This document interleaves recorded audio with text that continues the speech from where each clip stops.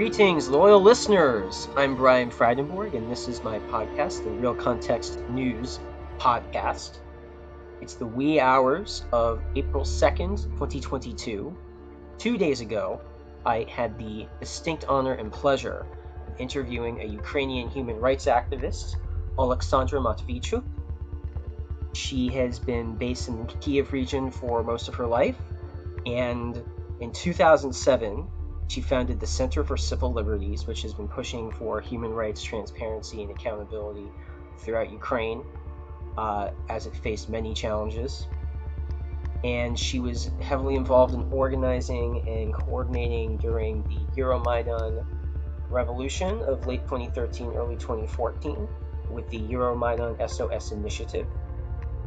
She has authored numerous and participated in numerous reports and investigations into human rights abuses in the Russian-occupied Crimea part of Ukraine, as well as in the breakaway rebel regions in the east that have been somewhat hijacked by Russia. And she won in 2016 the Democracy Defender Award for, quote, exclusive contribution to promoting democracy and human rights from OSCE, the Organization for Security and Cooperation in Europe, specifically 17 of the OSCE delegations. And in 2017, she became the first woman to participate in the Ukrainian Emerging Leaders Program at Stanford University. And she is currently involved in documenting some of the horrors that are occurring in this awful war, unprovoked war from Russia being waged against Ukraine and its people. The following is our conversation.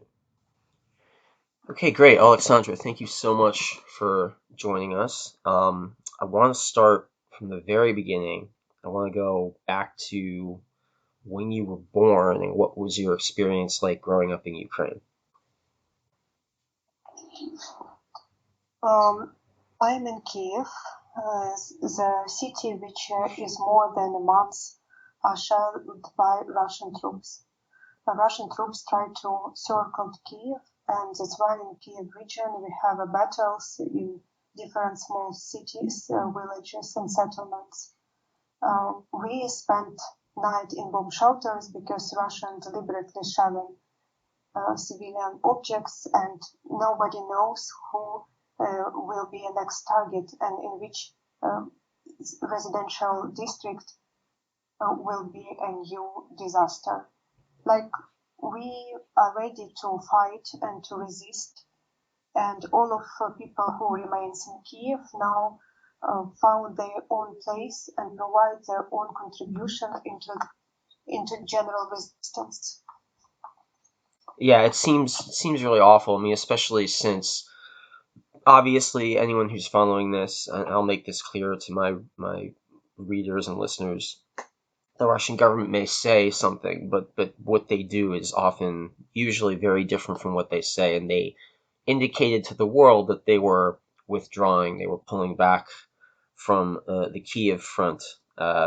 Apparently, some magical distraction from their main focus on the east, which of course is nonsense. They tried very, very hard, and you Ukrainians did an incredible job destroying their advances, basically destroying their columns, killing thousands of Russians and hundreds of tanks as they tried to take Kiev. So even though they have failed to take the city, they're still, as you mentioned, they're still firing artillery, they're still conducting airstrikes, they're still bombing rather indiscriminately, correct? Yes, because even the war has to be in line with international humanitarian law, which means that army has to provide a clear distinction between military goals and civilian population. But Russian army don't care about it. Even they targetedly try to attack civilian population. We documenting war crimes and have a lot of examples, but maybe the most famous is when Russian deliberately targets the drama theater in Mariupol, regardless that the big letter children was written near, regardless that women and children are hiding in this drama theater. And just For to that clarify moment. for our readers, literally satellite images showed that children was written on both sides of the theater in Russian, so that anyone targeting the theater would know this is a shelter protecting children. And it was still bombed with at least 300 killed, but we're still not sure about that final figure. Yes, everybody is interested in numbers in this war. How much victims of sexual violence do you have for current moment? How much people have been killed?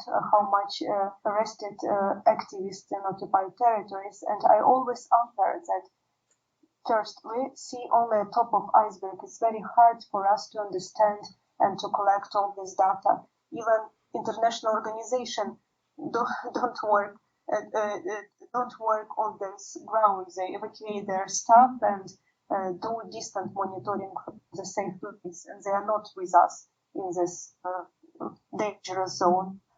But maybe the most important is that thing that it's not numbers, it's human beings and real people who have their life, which have opened by Russians.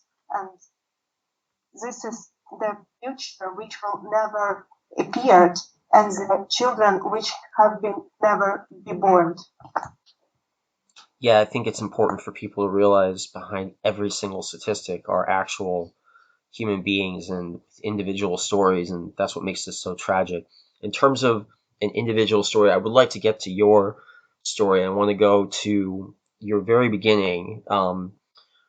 When were you born in Ukraine? And have you grown up your whole life in Kiev? I mean, take me to your beginning. I am a human rights defender, and I have been working in the human rights field for 20 years already. And before the war started in 2014, we, as a human rights organization, tried to push our government to provide democratic transformation of Ukraine. During Revolution of Dignity, I created initiative Euromaidan SOS, and we worked 24 hours a day to provide legal and other aid to persecuted protesters, because that time authoritarian Ukrainian regime tried to physically liquidate peaceful protests, and we have hundreds of people who were beaten, who were tortured, who were arrested, who were kidnapped. Then, when the war started in 2014, we sent mobile groups for documentation of war crimes in Crimea and Donetsk. And for the other side, we try to do our best in order to implement international human rights standards, national legislation and practice, because we need to create a sustainable democratic institution in Ukraine. And now, in this war, we restore our Euromaidan SOS initiative. We brought up several hundreds of volunteers throughout the country, and we work on different directions. One of them is documenting war crimes, which I mentioned before. Well, I'd like to get to all of that actually, but I want to start at the beginning in terms of your experience. What do you remember growing up in terms of the Soviet era, the communist era?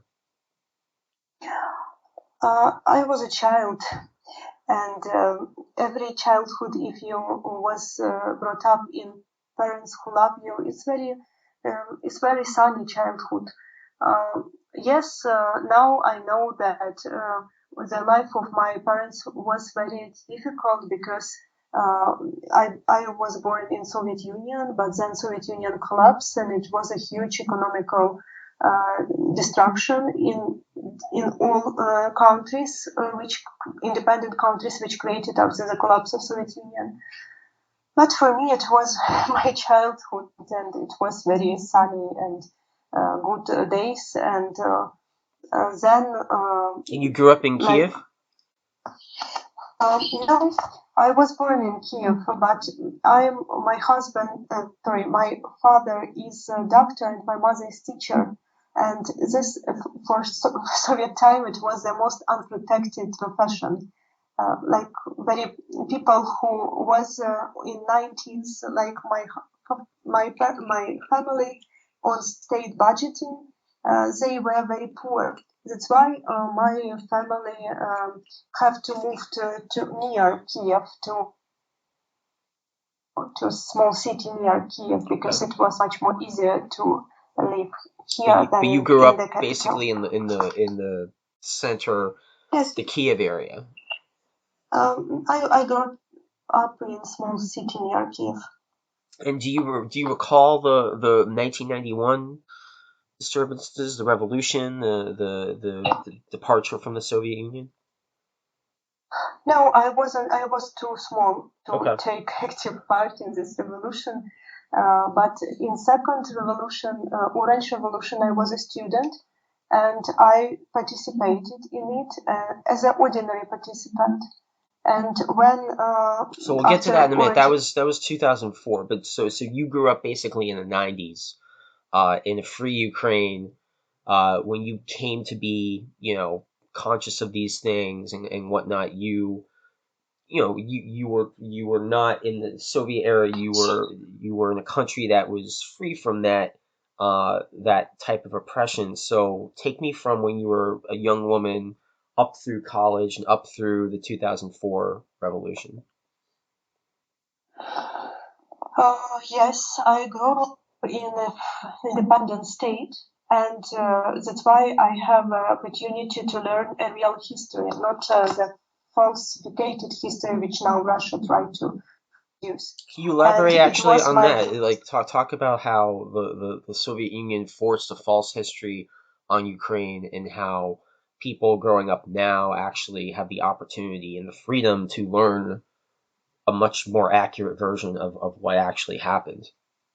But we can even quote the Putin from his not from his recent speeches.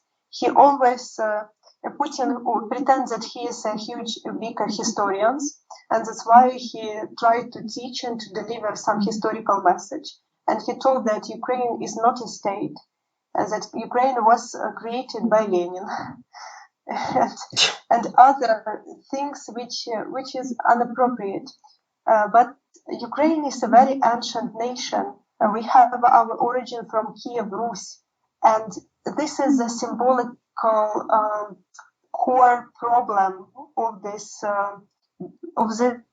confrontation, because Russia tried to size Ukrainian history of Kiev Rus, because they based all the ideology of Russian world on it. And one of the component of this Russian world is Christianity, and Kiev is a center for Russia, and that's why they're so aggressive. It's funny because I even opened I started one of my articles I wrote about the kind of imperialism of Russia, and I quoted a Ukrainian poet from 300 years ago writing about how the Russians call Ukrainians little Russians, and it's a dialogue between big Russia and little Russia, and the little Russian is saying, "Hey, can you please stop abusing me?" Essentially. And this is a poem from 300 years ago, so this is there's at least, and certainly more, 300 years of Ukrainians standing up and saying to Russia, "We are who we are. You don't get to just control us. You don't get to just." This is not some new thing. This isn't just 30 years old. It's not since 1991. I mean, the Ukrainian Soviet Socialist Republic was not a voluntary creation. There was an independent Ukrainian state. People forget, from 1917 roughly to the early 1920s, and they fought and lost, but they fought to have a free state. I mean, and they've fought in the past. So you're correct, very correct. And I'm glad that you mentioned that Putin is essentially lying about history and recreating history to erase Ukraine. But Ukraine was always there. And I can add that here Putin is weaponized history, and it's also now have a reflection in this war, because it's war is the most awful things in the earth. War violates not only law, but all moral norms. War liquidated and killed the meaning of and importance of human life. So only mad people can want and eager to conduct war. But Russians do. Why? Because Kremlin for years militarized Russian society with the propaganda of the Second World War. And if the whole world, when memorize victims of a Second World War, have a slogan, never again, Russia has a slogan, we can repeat. And now they repeat it. And it's pretty sad too because I studied Russian history. I want something good. I don't wish bad things upon Russia or the people of Russia, and yet it seems so often the best they can do is to reach 70 years into the past over some past glory, and that they have nothing current that they can actually be proud of. And I think the sadness of that is partly they're trying to create something that they think they can be proud of by destroying another country, and it's terrible. I just that mentality is so foreign to me, even though I study it, and it must be. I know that many people in Ukraine ended up being surprised by what happened, but you guys have this neighbor.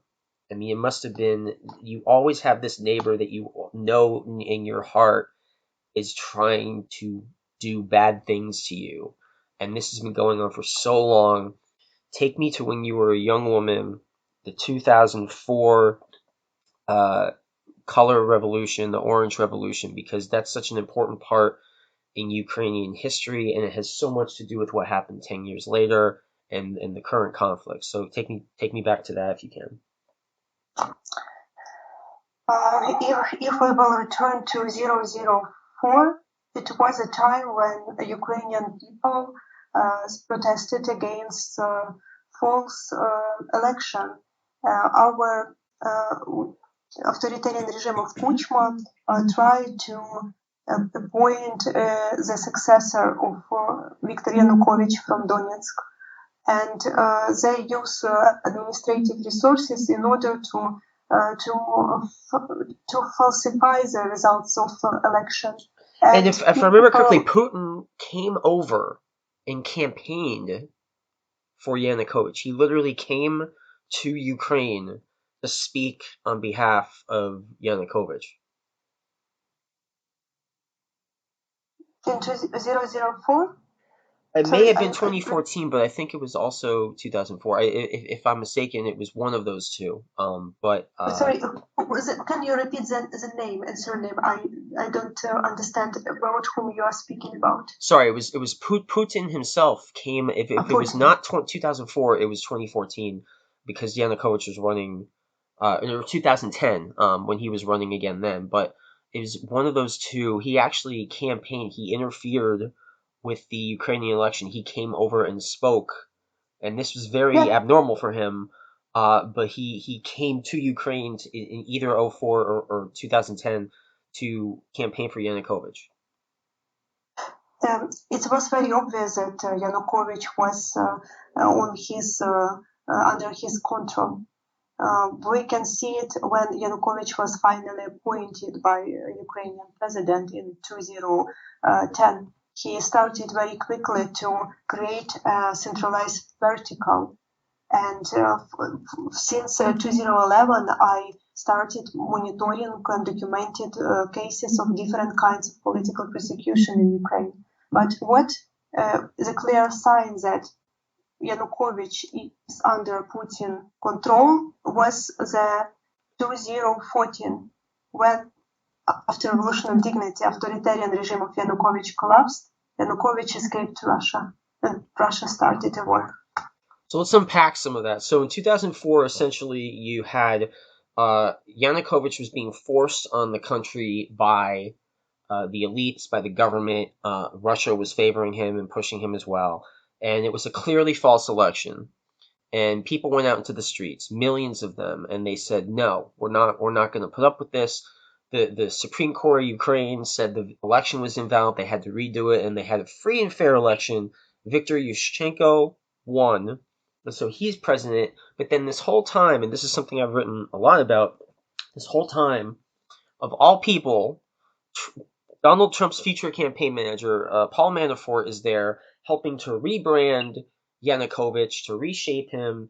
They're taking all this kind of illegal gas money from these shady Gazprom deals and stuff, and they're using it to bribe politicians. So from 2004 all the way to 2010, there's this rehabilitation, this remaking of Yanukovych. And how was he able to come back and win in 2010 after the disgraceful 2004? It's a very natural process. Unfortunately for nation in transit, that Ukraine is unstable democracy. Because when we finally win in Orange Revolution and have an honest election, and Yanukovych failed on this honest election, it was problems with two things. The first things, a lot of people who was active during Orange Revolution said, okay, now we win and we want to return to our private life. We want to go to work, we want to raise our children, we don't care about politics. So we hope that a new president, which was elected honestly, will do everything for good. And second component of the problem is that our Ukrainian elite are elite of nation and transit, typical elite for nation and transit, and they wasn't able in that time to provide a sustainable and cardinal democratic transformations. And that's why people become disappointed.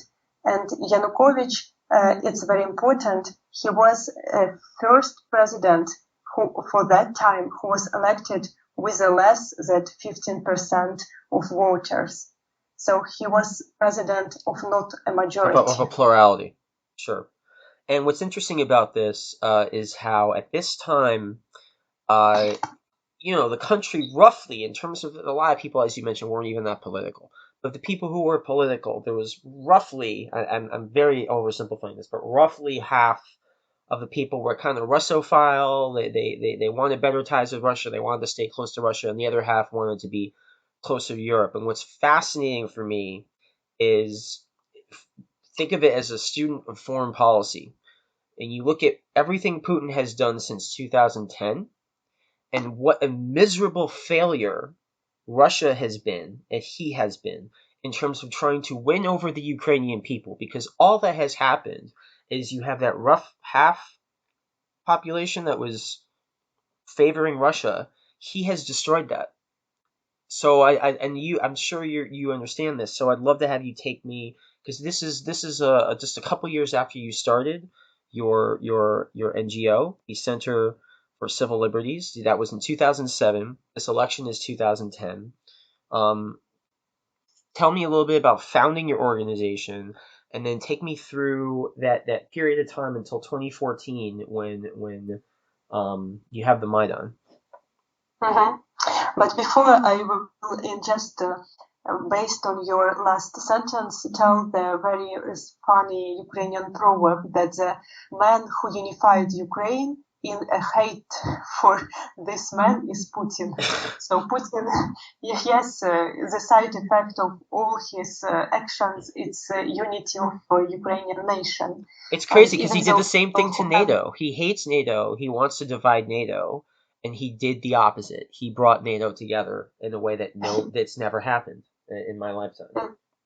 So he's a brilliant strategist. That's right. Yes, he's always playing 3D chess. He never makes mistakes. Sometimes we need to. His cyber warfare, I think, has been brilliant. I think his other stuff has not worked out so well for him. So I appreciate your perspective there. But yeah, in 2007, so you are roughly a couple years out of school. And this is incredibly impressive to me. You're a young woman, and you found it and at this time when Ukraine is going through this transition, there's all these insane gas politics and deals and issues with Russia. Russia's turning on and shutting off the gas. So there's some political chaos going on, and in the middle of that, you decide, I want to be involved. I want to start this NGO. So take me to that in your headspace. For that time, I actively participate in youth movement, and I was a president of a Ukrainian youth organization. So I came to protection of human rights from the youth movement. Also, very important to mention that several years I tried uh, to have two parts of my life because I was a commercial lawyer and I work in bank sphere, and I try to invest my free time, my knowledge, my skills in protecting human rights. And I stopped to my commercial career only in 2010, 2011, when I understood that authoritarian regime is strengthening and all my efforts and all my time is necessity to invest in defense of human rights. And in 2007, the idea of creation of Center for Civil Liberties was belonged to heads of Helsinki committees in different countries of so-called post-Soviet region. Because of that moment, our colleagues from Russia, from Belarus, Moldova, from Poland, they thought that in Ukraine it will be a good development. We had much better situation with human rights and freedom than other countries in our region, and that's why one of the huge line of our organization is international solidarity, and we have a huge and very tight connection with human rights defenders from Russia, from Belarus, from Kazakhstan, from Tajikistan, and from other countries. It's interesting because a lot of what came out of Ukraine at the time was that it was an extremely corrupt country, which was, that was well documented, but people, I don't think they realized how free Ukraine, like there's so many different political parties at the time, the press, the freedom of expression, and your founding of this organization it's a great example of how, even though Ukraine had its problems, there was this very democratic, pluralistic spirit. Maybe I will add that yes, we have a lot of different problems with protection of different kinds of human rights, but we was on the right track because all my life I was a witness how from year to year we increasing the level of defense of human rights. We provide more positive reforms and positive changes in the way of democratization. And look, in 2014, we finally obtained a chance to provide a quick democratic reform after a collapse of authoritarian regime. And Putin, frankly speaking, he is not afraid of NATO. He is afraid of ideas of freedom. And that's why in 2014, when we obtained this chance, he started this war in order to stop us. Because he is afraid that this successful transition of Ukraine will provide a danger to his own corrupt authoritarian regime, because we are neighbors and there are a lot of ties and connections between two countries. And Russians understand this very well, because when I, before all these 8 years, asked my Russian human rights colleague how we can help you, because they work in and live in constant repression. They were labeled as a foreign agents. They were persecuted in criminal proceedings. They always answered, if you want to help us, please be successful. Take me to, so things were getting better. You found your organization, it's 2007. A couple years later, 2010, Yanukovych somehow wins. What was he doing as a leader? Like a lot of people have this misperception that 2014 was a fascist coup against a legitimate government. And while Yanukovych himself did win legitimately, I try to point out to people what he did when he was in power was just one criminal act after another. Take us to his misrule, and then take us into 2014 and what you experienced during the revolution. Yanukovych, when he obtained the post of president, in violation of constitution, changed constitution and obtain more power. And this was a beginning of establishing authoritarian regime in Ukraine. Because constitution don't provide him such more power than he had after this illegal changing of constitution through constitutional court, which he controlled. And then he started to work on two directions. First, he is a robber. You can, like a huge metaphor of his appetizer to money is Межгорье. If you will be in Kiev sometime, you can visit if Russians That's not the destroyed mansion our he had, right? This giant palace. Yes, it's a very famous palace belongs to president, where even you can find a golden part of some furniture. So it's Yeah, not that Donald Trump had the it's, same taste. I hate to say, but he had a very similar aesthetic preference. Says a lot. yes, it's not a good taste. It's like it's Tacky. it's something very miserable when people have a lot of money and don't know how to present them that they are very rich. Yeah, Saddam Hussein had like gold toilets or something too. It's just ridiculous. Yes. It's these people are sick. All right, so yeah, I mean, I don't And think people realize Yanukovych literally stole billions of dollars from Ukraine to put in his bank accounts and to live like a king. yes, and in parallel, in order to save his wealth, he started to political repressions against opponents. He imprisoned his political opponents. He deliberately targeted human rights defenders, Timoshenko was journalists. imprisoned, I believe, at the time, right? Yes, now we speak about 2011, and that's why I stopped my work in the bank sphere, and because I understood that in such country you couldn't do business. You have to do something with country, and then with the So business. Yanukovych was so bad it motivated you to become a full-time civil rights activist. Yes, it was a moment when I realized when I provide all my time to human rights protection. So by 2013, Yanukovych had promised Ukraine, his people, I'm going to sign this trade deal with the EU. I know you want to improve your economic ties with Europe and have a better economy. He definitely promised that. Take us to what happened later in 2013 when he changed his mind. He will change his mind because of pressure of Russia. I just remind you that Russia started a trade war against Ukraine. Russia provided an open, angry claim against Ukraine. And then Yanukovych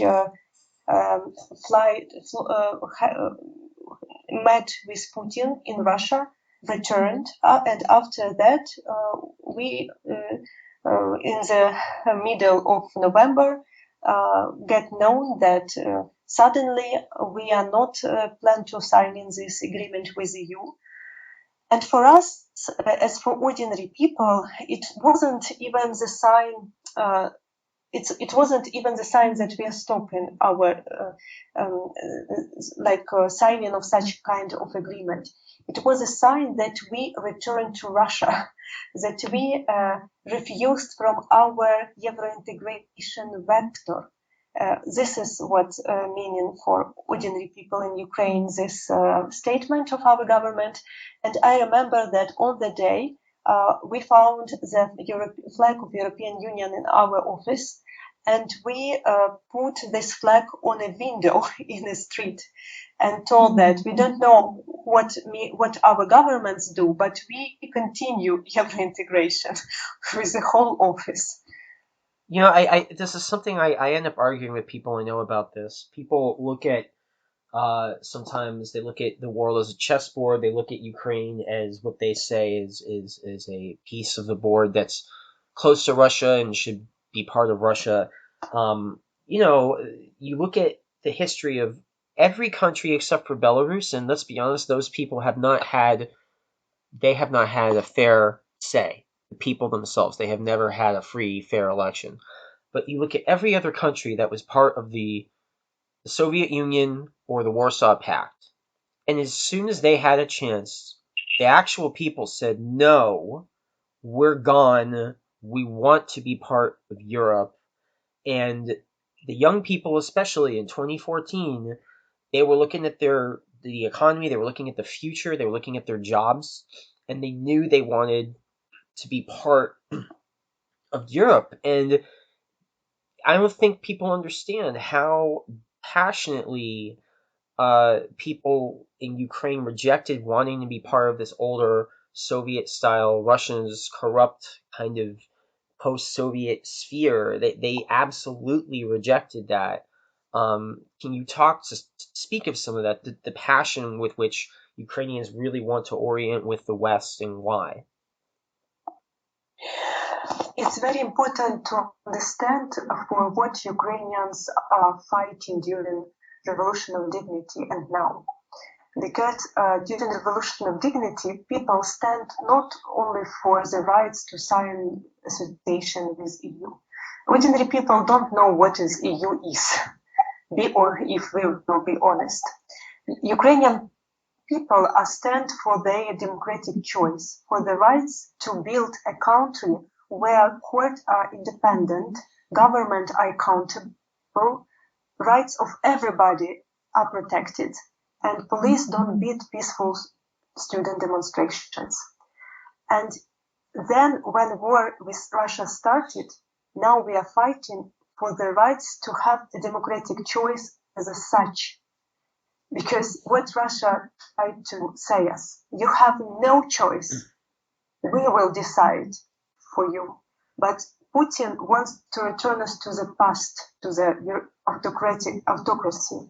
We choose future, democracy, freedom. And that's what was interesting as I was watching the documentary Winter on Fire and uh, on Netflix, which is a great documentary about the whole 2014 revolution.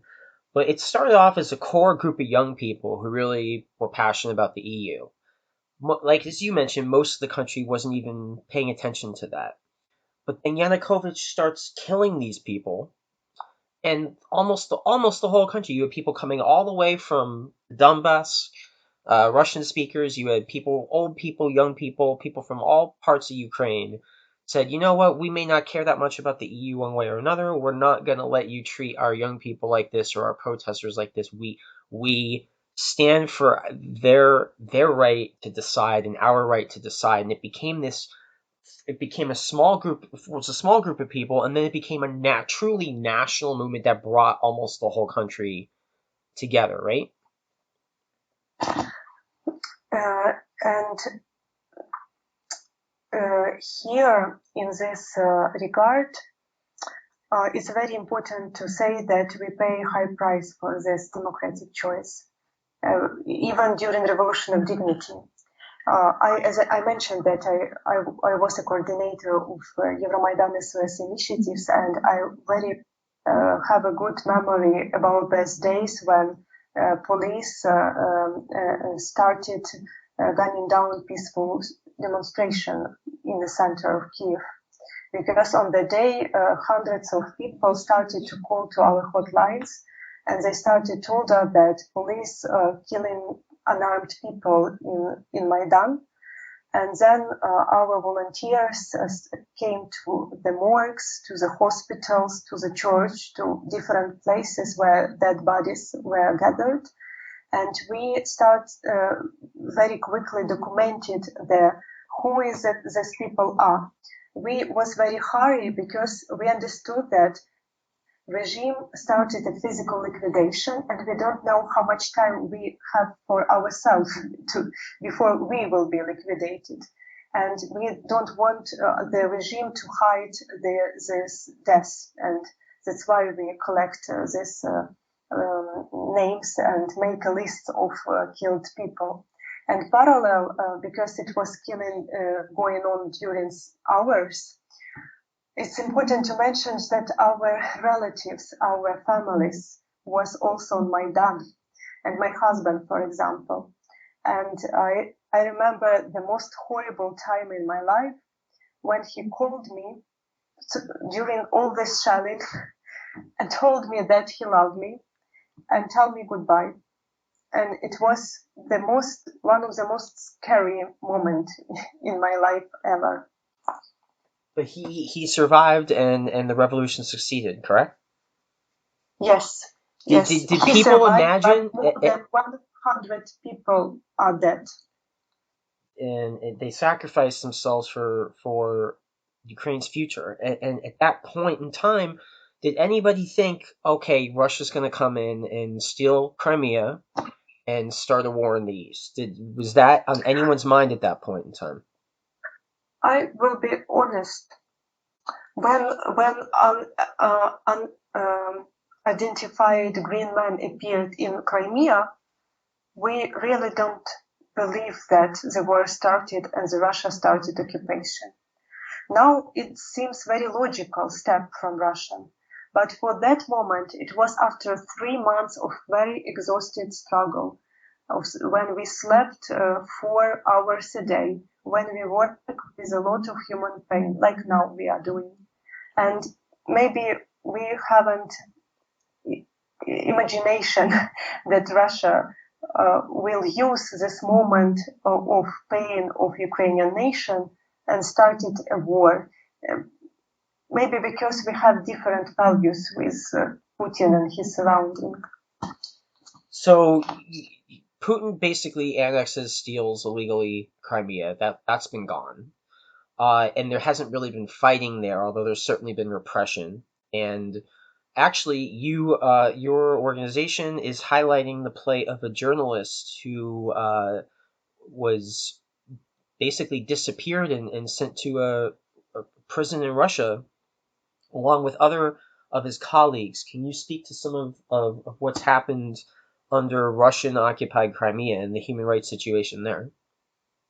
Yes, because there was a first human rights organization who sent mobile groups to Crimea and to the east.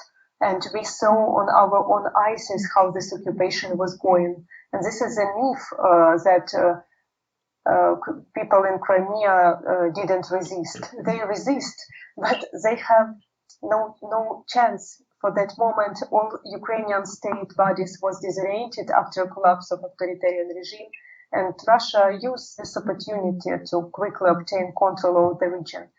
And also, we, for that time, started documentation of cases of political persecutions of journalists, of Crimean Tatar people, the indigenous people in Crimea, of civil activists, of local deputies.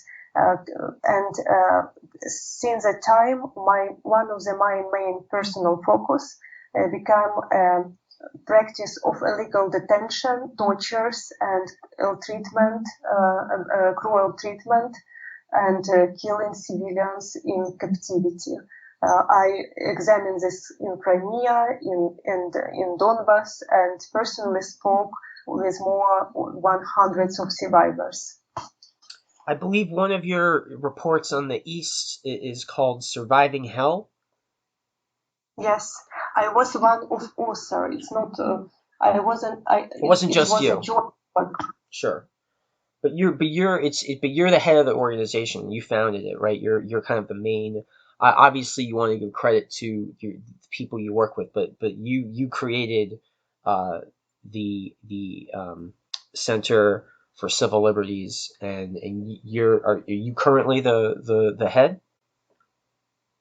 I'm a head of organization, but we have now a lot of years of functioning, and that's why we developed our system of management. We also have executive director, my right hand, it's Oleksandra Matviichuk.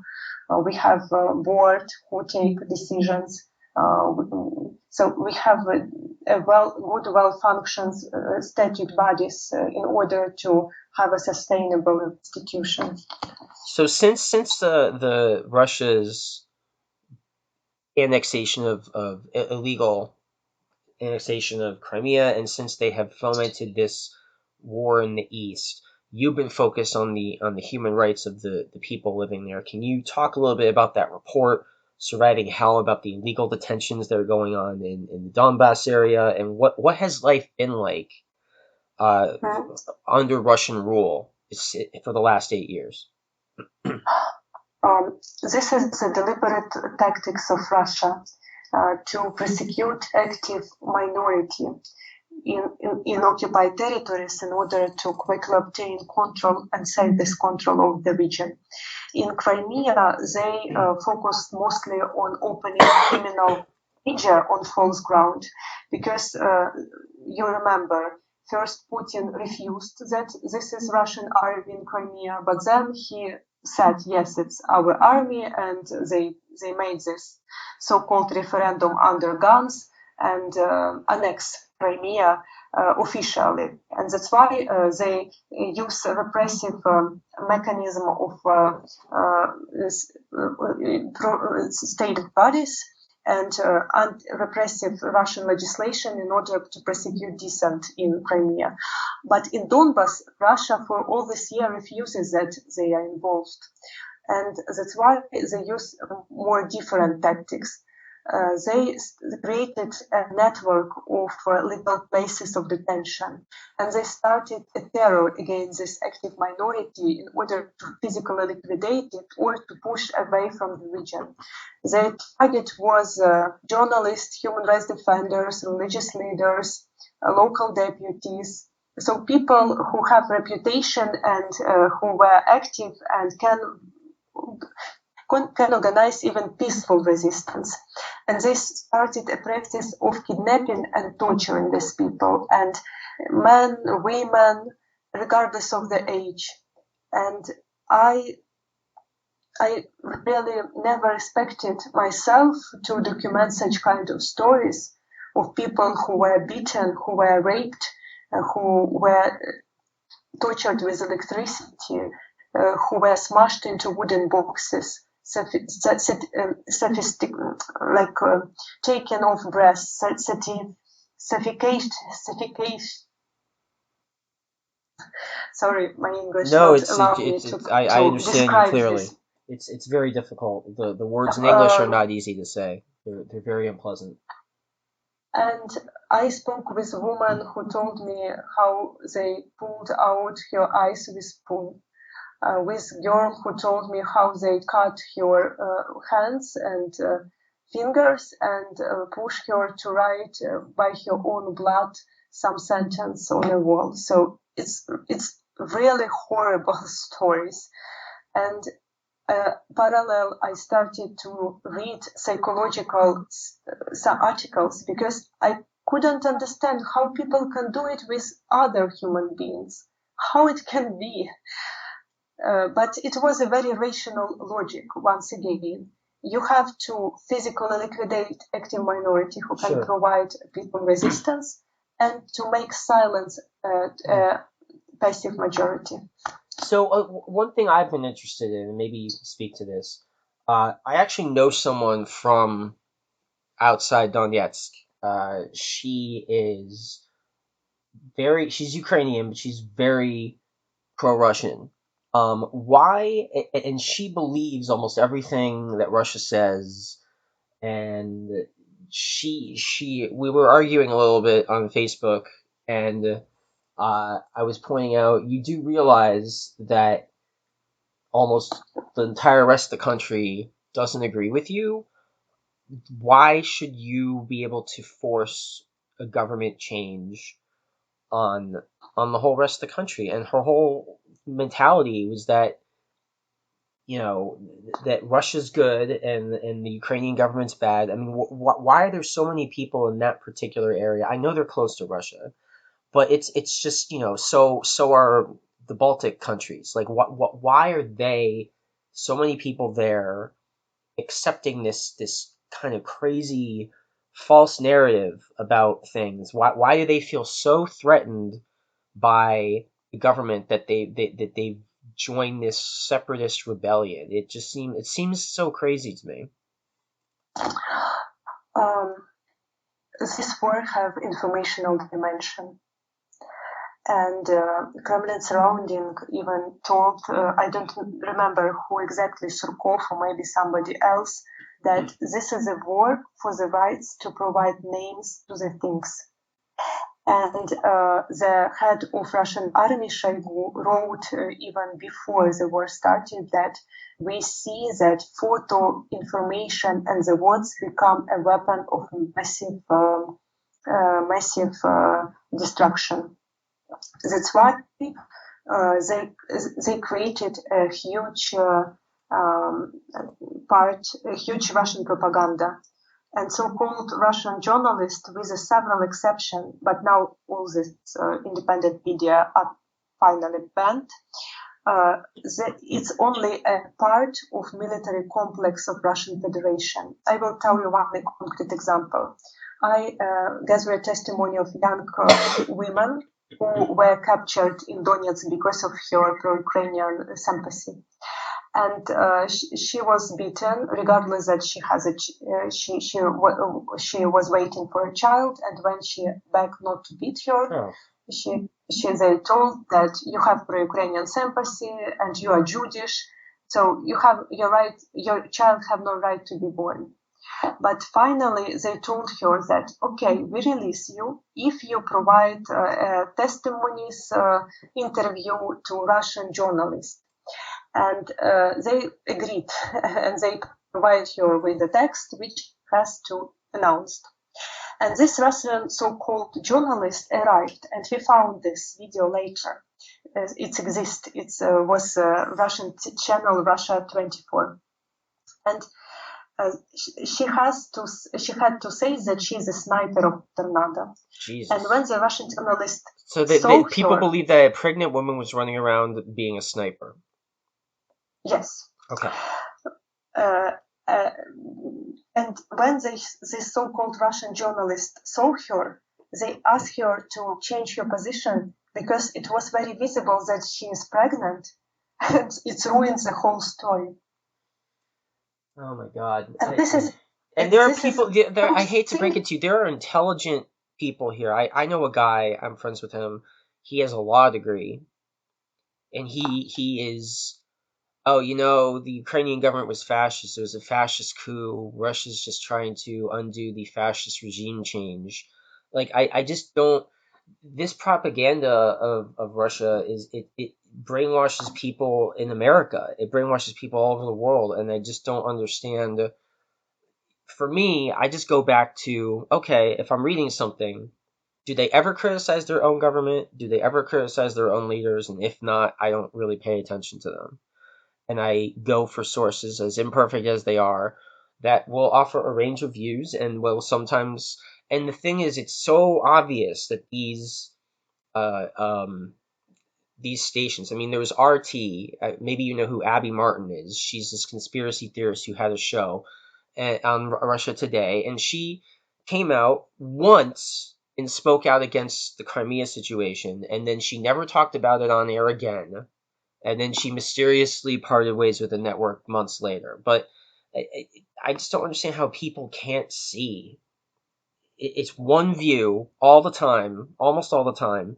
How people don't realize that they're being propagandized too. That it's so obviously propaganda. I have one theory on this point, because if you imagine that you are ordinary Russians, and you was told that Russia started the special military operation because they try to liquidate Nazism in Ukraine. And okay, maybe it's not good killing people, but you was told that it's not people, it's Nazi, and you're okay with it. And suddenly you started to understand that something is wrong in this picture, and your whole picture of the world become ruined. And when you start to investigate what's going on and find the truth push you to elaborate own position and then to act, because you couldn't stay indifferent, which when you understand that something bad is happened, and this is there are no Nazi, there are innocent people who want freedom, and that's why they're being killed by Russians.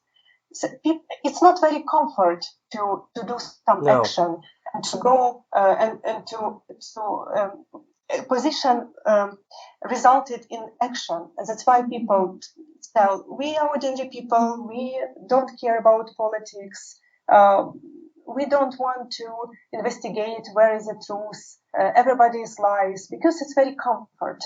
It's not demand from you to take some concrete actions. We have this problem in the United States with Fox News, for example, and these people who wanted to overthrow the government and think that the Democratic Party are child, pedophiles and drink babies' blood and all this crazy stuff. But they believe it. A lot of these people, even if they don't believe all of it, they believe enough of it. And it's amazing because I'm looking at, well, how do we reach Russians? How do we reach the Russian people? How can I reach Trump voters in my own country? I'm not succeeding on that. And so what's scary is that these are, as you mentioned, they're relatively normal people, but when they don't think for themselves, it becomes a problem. And then you all of a sudden have either an attempt to overthrow the government here, January 6, 2021, or you have this horrible situation. I just can't try and take me to the run up to this current war. What was going on in Ukraine in the months before? You guys knew, obviously, there were Russian troops. It was bad in the east. You had a lot of people who were brainwashed in these two provinces. It was kind of a stalemate. What were people thinking was going to happen in like December? In December, we were warned by foreign politicians that Russia is preparing to invasion. But our Ukrainian authorities tell that everything will be okay. Russia don't prepare for invasion. It's like some informational campaign of Russia to press Ukraine, be calm. And then finally I got up because at 4 o'clock in the morning, because somebody ring in my door, and in 4 o'clock, and then I take my phone and see a lot of missed call on this phone, and I call back to the first call and got answer that Russia invade Ukraine. So war started for me like this. Did people think that Russia was going to basically try and focus on the east, and did they really think that Russia was going to try and capture Kiev when it first started? We all, maybe not all, but all people who work in civil society sector and actively try to understand what's going on in the world, we all was sure that Russia want to occupy the whole country. But I'm not expected such brutality. And when they finally started moving on Kiev, what you're living there, obviously you love your country, you care about the whole country, but when you realized that they were coming for you, basically, and let's be honest, if they had succeeded, your organization is the type of organization they would have repressed. You probably would have been detained at the least. And you actually had a friend of yours who was a journalist who was detained. But we'll get to that in a minute. But the Russians are actually coming towards Kiev. Take me through how people's mentality kind of changed, and what was going on in the city at the time. I will try to answer to this question in two specters. The first, general mood, because we have a huge wave of solidarity across the country. I never wish any nation go through war, because, as I told before, it's one of the most awful things on the earth. But these dramatic times provoke us as Ukrainians to express our best features as human beings, and we became even better than we are. What do I mean? That ordinary people started to do unordinary things. The people who never care about others start to risk their life to save people which they never met before. And this is a millions of such kind of story of real kindness, real solidarity, real courage, and this is like a catharsis for the whole nation. But on my individual level, yes, I'm concerned, as the international organization said, about my destiny, because I know for sure that people like me, and there are a lot of such people in Kiev, will be a target for Russian troops and Russian security forces.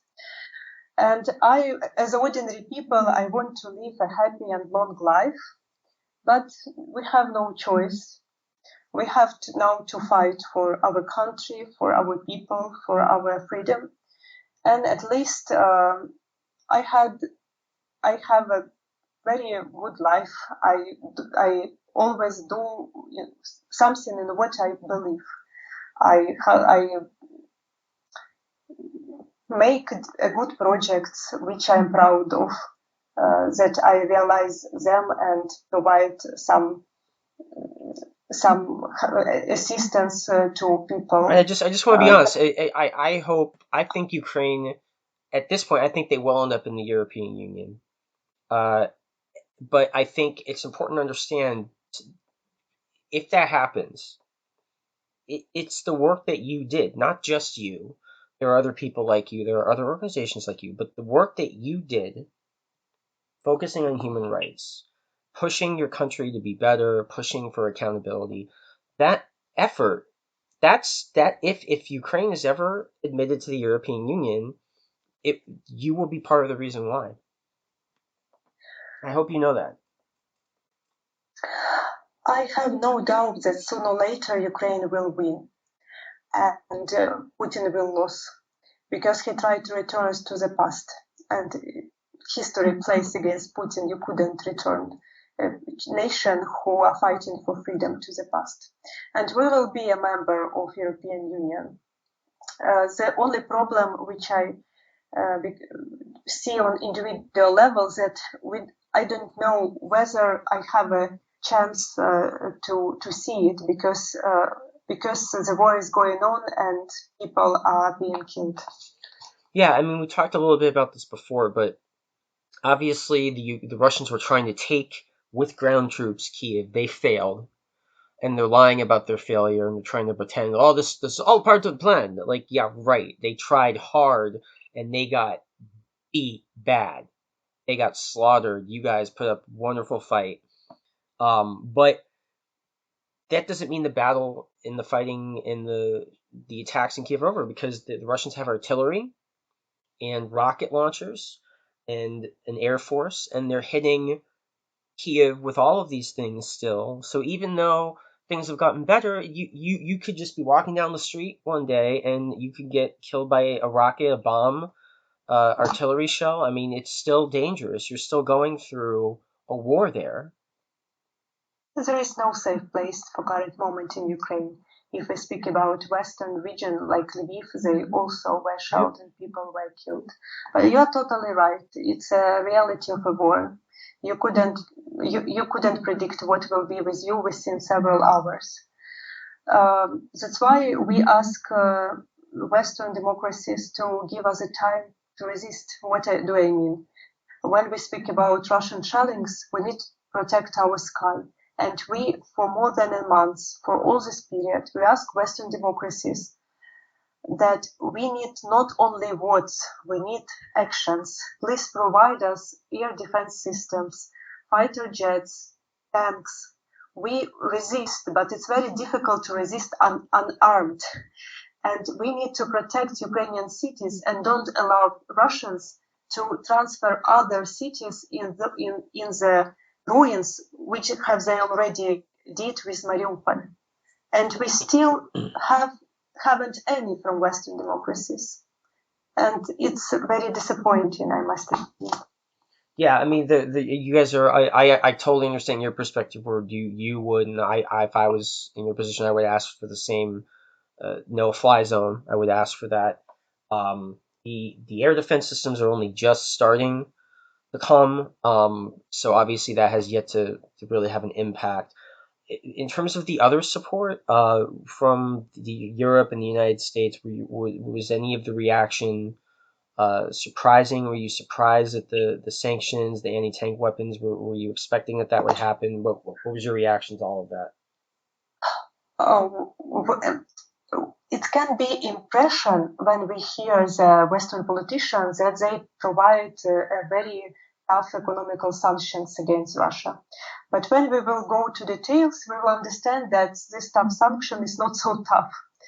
I can take examples of SWIFT. Only several Russian banks are banned from SWIFT. Among the several Russian banks, there is no Sberbank, which is the biggest bank of Russia. We don't understand why not all Russian and all Belarusian who also fighting together with Russia against Ukraine are banned from SWIFT. And 2 days ago, I read in independent Russian media Medusa that Russian economy become a little bit recovering. Yeah, the ruble has bounced back a bit, unfortunately. Because if you will not provide cardinal economical measure, you provide a room for opportunity for Russian economy to retransfer and to find a way how to escape from the sanctions and how to do business as usual. And once another side of this war, the price for fuel rising very rapidly. And Russia earned a lot of money because of trade of oil and gas. So this war is provide profit to Russia. Yeah, I hope. I really hope there's going to be more sanctions. I mean, I know there's going to be more sanctions, but I hope they're going to be what you're talking about soon. I hope that they're going to, that people will just stop buying oil from Russia, but even just China and India alone, unfortunately, those are huge markets. It's. I hope those other countries will join in. But yeah, I think there's a lot. I think a lot's been done, but I think a lot more can still be done and needs to be done. So I do hope there's going to be more advanced air defense systems. I hope Poland will find a way to sneak some fighter jets into you guys. But it's I've studied a lot of military history. I've never seen anything like this in my lifetime. In terms of this is essentially the number 2 military in the world on paper. Obviously, we know they have some problems now, but you guys are fighting and winning against Russia. I mean, I think did you think obviously you guys were willing to fight and you wanted to defend your home, but did you think you were going to do this well against Russia when this started?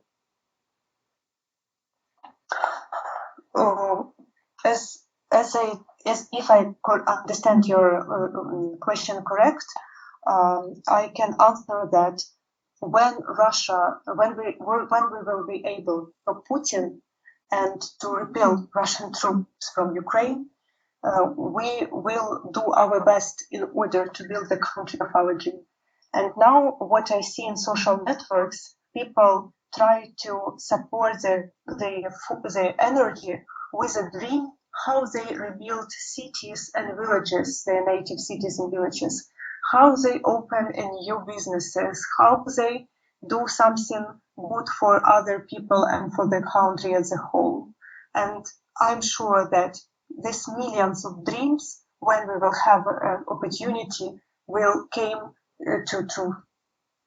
It does seem like you guys are really united. I mean, it does seem like you're all really willing to support each other, which is it's sad that it took a war for this to happen, but at least you have that energy that you guys are united. How do you see this the next few weeks next month playing out? What are your biggest concerns, and what are your hopes? I have no doubt that we as Ukrainian people will do our best to resist. And my main concern is what will be the reaction of international community. Because as I told before, we need a time, and this time can provide us and granted us by proactive action of international allies. And um, this I'm sure that sooner or later West started to act in accordance to this historical challenge. But now we don't know when, and this delay resulted in numerous deaths in Ukraine. Why I'm so sure? Because that West will start to do this cardinal action, because all of Ukrainians feel that we are fighting not only for our own country, that we are fighting for the values of the world, and we feel ourselves like a forefront for current moment between autocracy and democracy.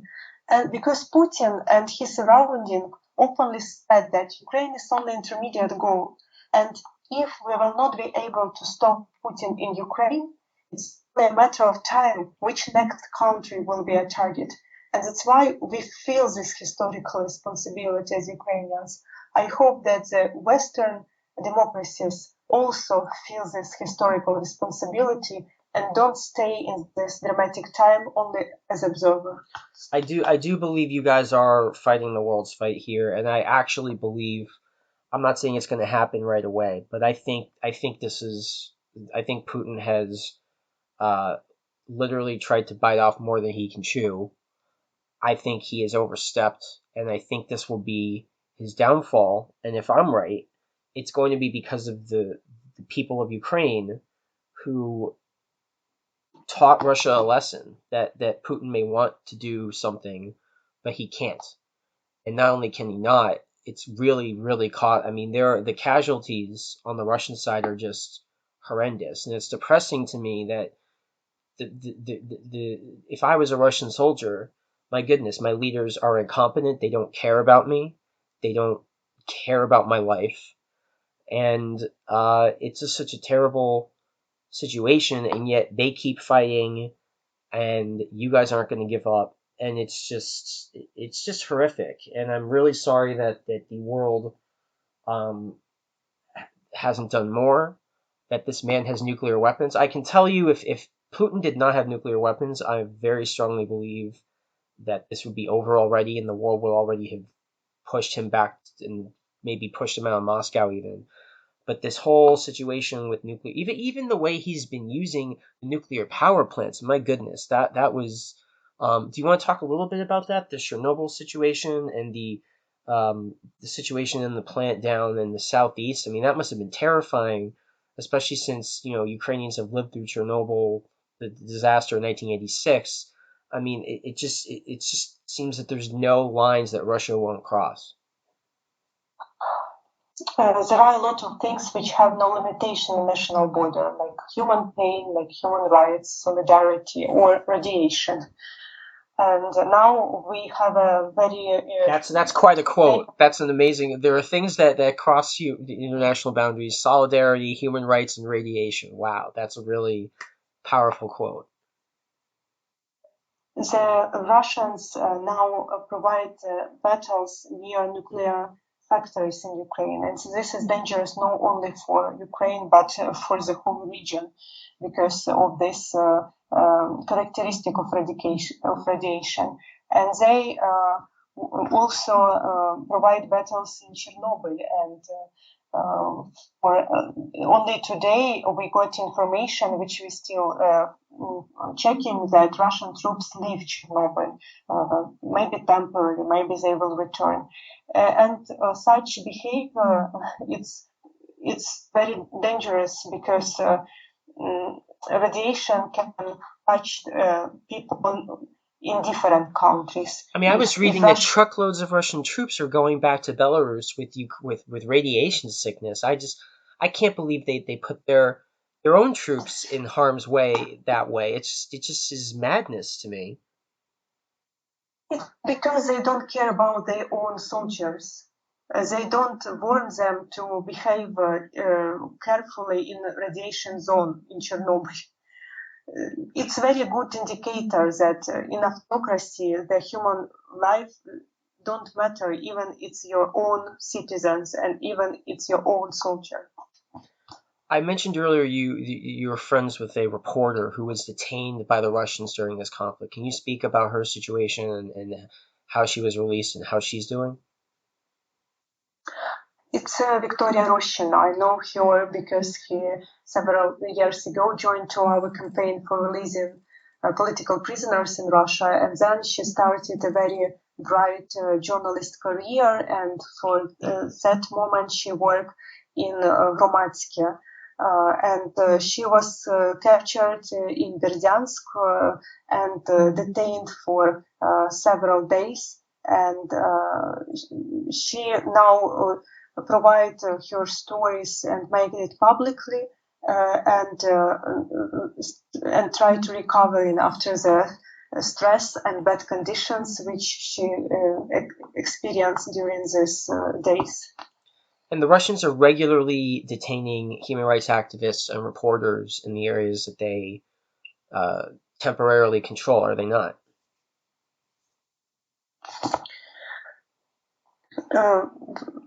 Russians are afraid of freedom, and freedom of speech is a very, very powerful tool, and that's why it's very natural for them. It's a logic for them to silence journalists in occupied territories in the war zone, because now we have cases of killed journalists, and it was very clearly stated that it was press written on them, and that they are journalists, but they were target.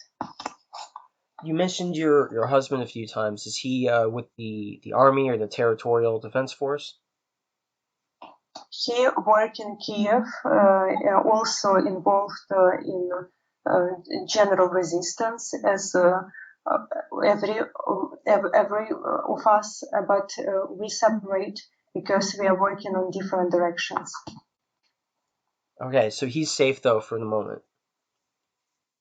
Yes, I had have connection with him, so I hope that everybody of us will be safe. We will try. Well, I hope you will be safe as well. The work that you're doing, highlighting these human rights abuses, is very important. It's been important for years before the war. It's even more important now. Um, is there anything else you would like us to know about your organization, or specifically about the war right now? Maybe I will make a appeal to your audience and tell your audience that regardless that majority of Russians supported this war, there is a tiny minority Russian human rights defenders who still continue protesting together with several activists, some artists, organize peaceful assemblies, performances, and face with a real threats to be imprisoned for 15 years only because of anti-war claim. But they still continue to do it because they have no other instrument, only their words and their own position. But you in the Western democracies have much more instruments than my Russian human rights colleague. You can influence to your own governments in order to push them to be more proactive and to stop this war in Europe and to defend freedom. So maybe I will ask you to do some active action in order to help us. I know from my own experience that ordinary people have much more power than they even expected. All my campaign, like which we created together with our team, like Euromaidan SOS initiative, like My People Go campaign, Save Oleksandras Global Action, and others were based on collective efforts of ordinary people. So I know that massive mobilization of ordinary people can change this game. I ask you not to stay indifferent.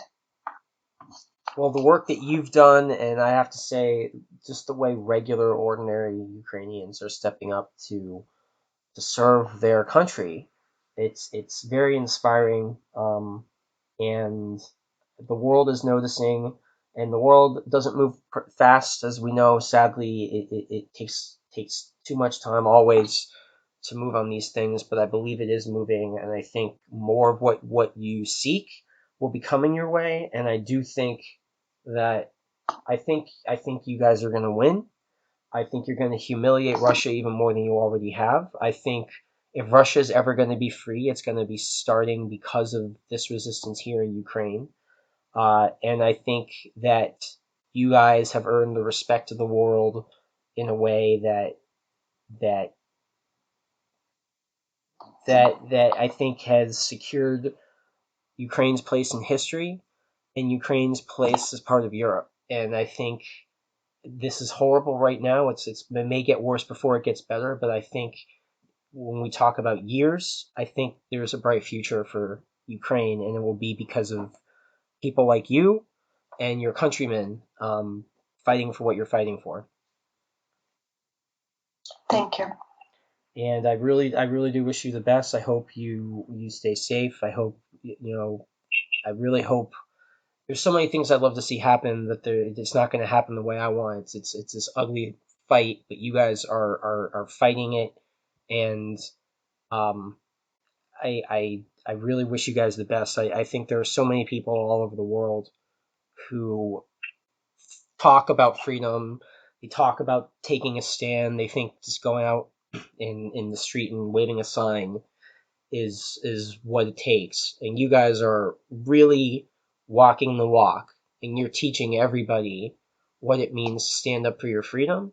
And it's sad and it's tragic, but it's also beautiful. It's I think anybody with a serious moral understanding of the world, anybody that is informed and isn't brainwashed, is watching Ukraine, and their heart is bleeding for Ukraine, and they're rooting for Ukraine. And most of these people probably couldn't even find Ukraine on the map 3 months ago, but everybody can find it now. Thank you very much for our conversation. Thank you. I really appreciate you taking the time, and I wish you the best of luck. Thanks. There you have it, ladies and gentlemen. That was Oleksandra Matviichuk. And obviously that was an important conversation about a whole host of deep issues affecting Ukraine, going back to multiple revolutions and fighting for transparency, human rights, democracy, and through this terrible war that we're all seeing unfold at the moment. You can definitely follow my coverage of the conflict, and I will include links to my article page focusing specifically on this Ukraine war. In the notes, I will also make sure to include links to some other organizations that you can find out about, that you can donate to actually help the people of Ukraine, whether it's the humanitarian situation or the Ukrainian military. They need all the help they can get. And thank you so much for listening, and I hope you all log on, help, donate. Slava Ukraini. And please do follow me and follow Oleksandra as well. I will include her Twitter link. It's important to follow what she's doing there as well. She's definitely a voice for some of what's going on there, and highlighting some of the events and issues that are characterizing this terrible conflict. So be sure to follow both of us if you aren't already. And thanks again for tuning in.